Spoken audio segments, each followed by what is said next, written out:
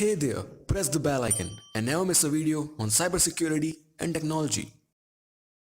नमस्कार दोस्तों, मैं हूं अंश और आप देख रहे हैं bit and take YouTube channel. तो पिछले वीडियो में हमने स्टार्ट किया है ट्रायहैकमी पे बफर ओवरफ्लो का एक्सप्लॉयटेशन और हमने देख लिया है कि कैसे फजिंग की जाती है एप्लीकेशन की, कैसे रैंडम इनपुट्स देके इनपुट साइज इंक्रीज करके हम देखते हैं कि कहां पर इनपुट क्रैश हो रहा है, प्रोग्राम क्रैश हो रहा है, फिर वहां पर पैटर्न्स वगैरह क्रिएट करके कैसे रिटर्न एड्रेस का ऑफसेट फाइंड किया जाता है।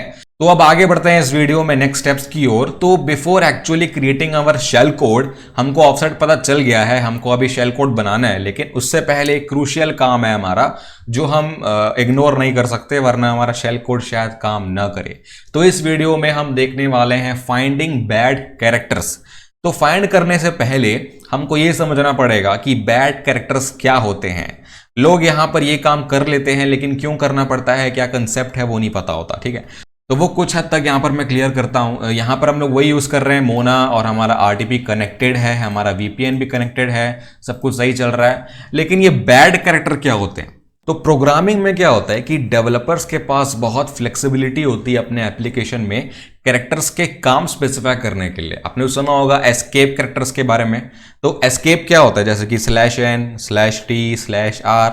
तो इनका जो लिटरल मीनिंग है कि मैं n लिख रहा हूं कि t लिख रहा हूं कि r लिख रहा हूं, वो मैटर नहीं करता है। मैं किस तरीके से लिख रहा हूं, किस एनकोडिंग में लिख रहा हूं। फॉर एग्जांपल मैंने स्लैश लगा दिया पहले, तो उसका काम चेंज हो गया, उसका पर्पस चेंज हो गया, वो न्यू लाइन पे आ जाएगा, वो n नहीं कहलाएगा फिर।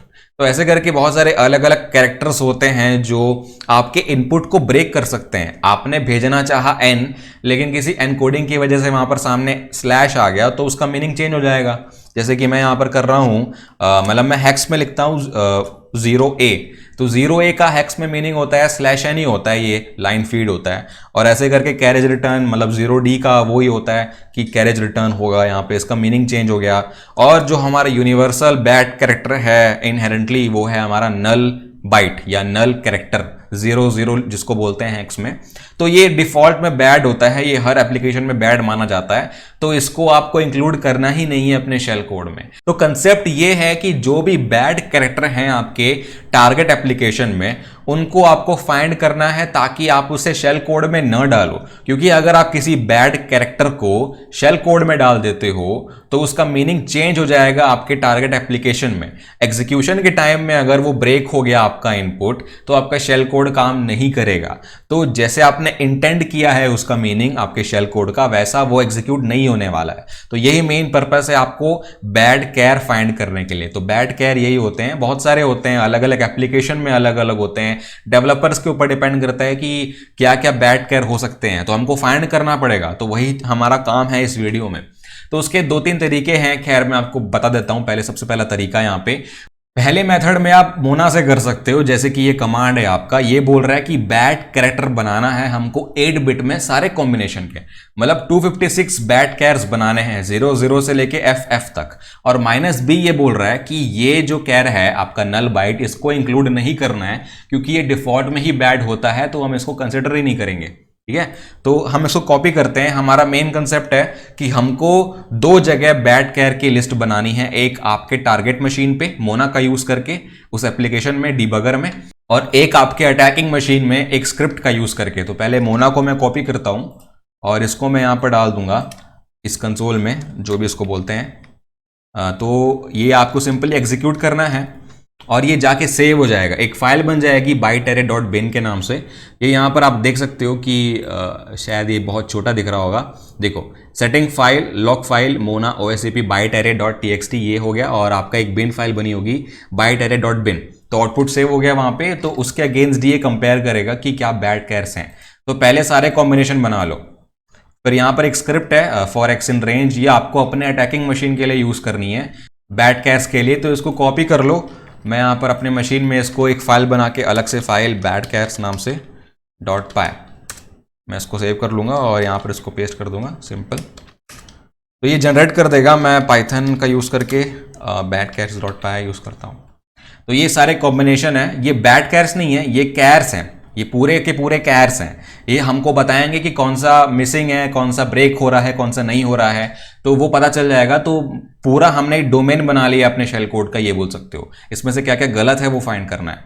तो ये आपका बन गया। इस पूरे को आपको कॉपी करना है, ठीक है।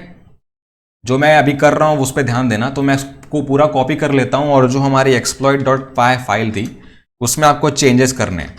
जैसे ये जो पेलोड सेक्शन है यहां पर मैंने वो दिया था अपना पैटर्न, तो इसको हटाना है आपको। तो ये पूरा सिलेक्ट कर लो और यहां पर आपको पेस्ट करना है बैड कैरेक्टर्स सारे के सारे पेलोड सेक्शन में।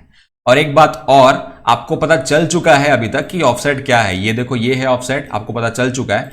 तो ऑफसेट के बाद रिटर्न एड्रेस है, ये भी पता है हमको। तो रिटर्न एड्रेस पे आपका कोई भी पेलोड का पार्ट नहीं आना चाहिए, तो इसीलिए आप उसको पहले से ही भर दो। आप चाहें तो उसमें 4 बार ए लिख दो, यहां पर ए पहले से है तो आप 4 बार बी लिख दो यहां पे, और इससे वेरीफाई भी हो जाएगा देख करके कि आपका जो एक्सप्लॉइट है वो सही काम कर रहा है कि नहीं। तो ये हमको सिर्फ ऐसे चेंज करने हैं और इसको सेव कर लेते हैं।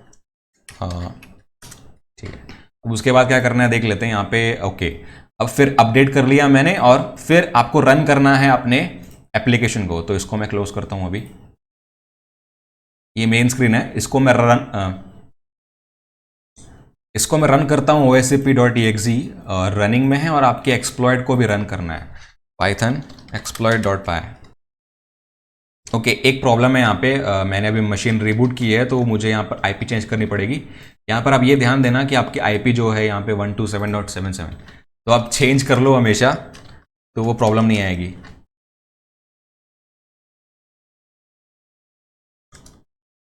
ओके, ये Python 3 से काम किया है इसने, तो ये मैंने exploit.py भेज दिया। वहां पर देखते हैं क्या हुआ।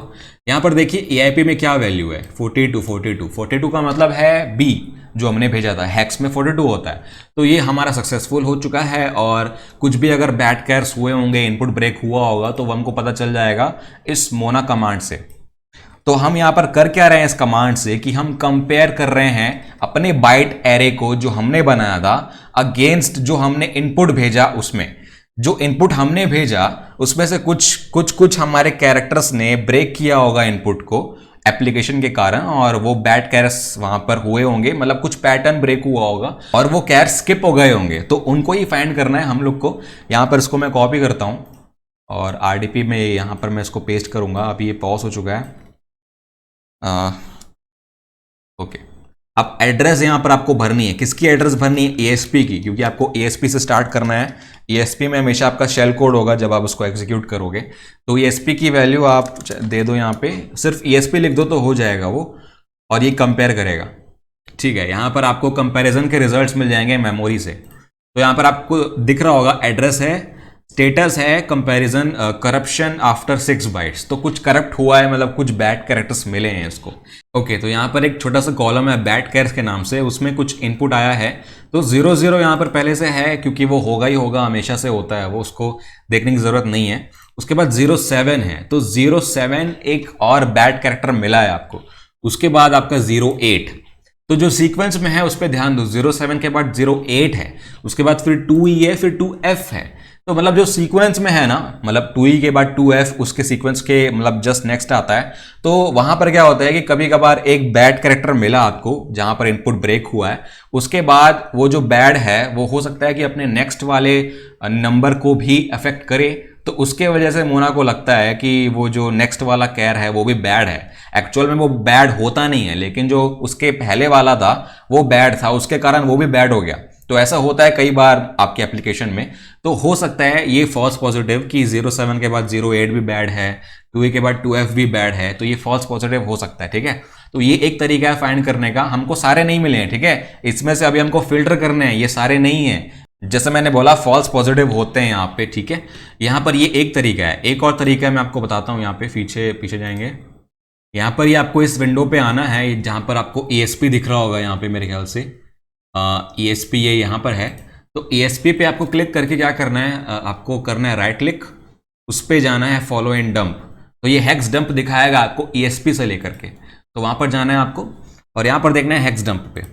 हेक्स डंप में सीक्वेंशियली सारे कैरेक्टर होंगे 1 2 3 4, फिर ऐसे F तक, फिर ऐसे मतलब 256 जितने भी हमने बनाए थे, तो ये सीक्वेंस में होंगे। लेकिन आप देखिए ध्यान से 1 2 3 4 5 6 फिर 0A आ गया, 7 नहीं आया यहाँ पे। 7 क्यों नहीं आया? क्योंकि वो बैड कैरेक्टर है।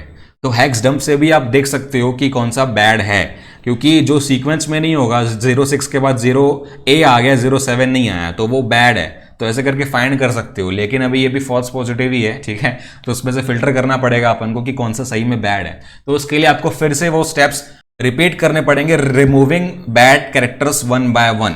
तो 00 को रिमूव हमने पहले से कर दिया था। उसके बाद हमने एक और चीज़ रिमूव करनी है, जैसे ये यहाँ पर मैंने इसको फिर से कॉपी करना है, उसके बाद यहाँ पर फिर से उसको बनाना है। पेस्ट करता हूँ मैं। अब की बार यहाँ पर आपको एक बैड कैर इंक्लूड करके बनाना है इसको।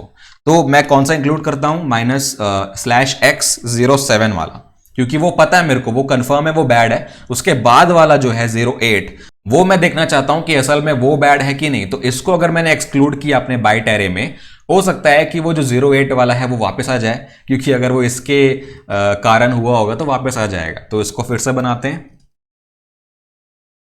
तो ये फिर से हो गया। और आपको अपने साइड से भी अपने एक्सप्लॉइट वाली फाइल में आपको यहां पर 07 हटा देना है, ठीक है।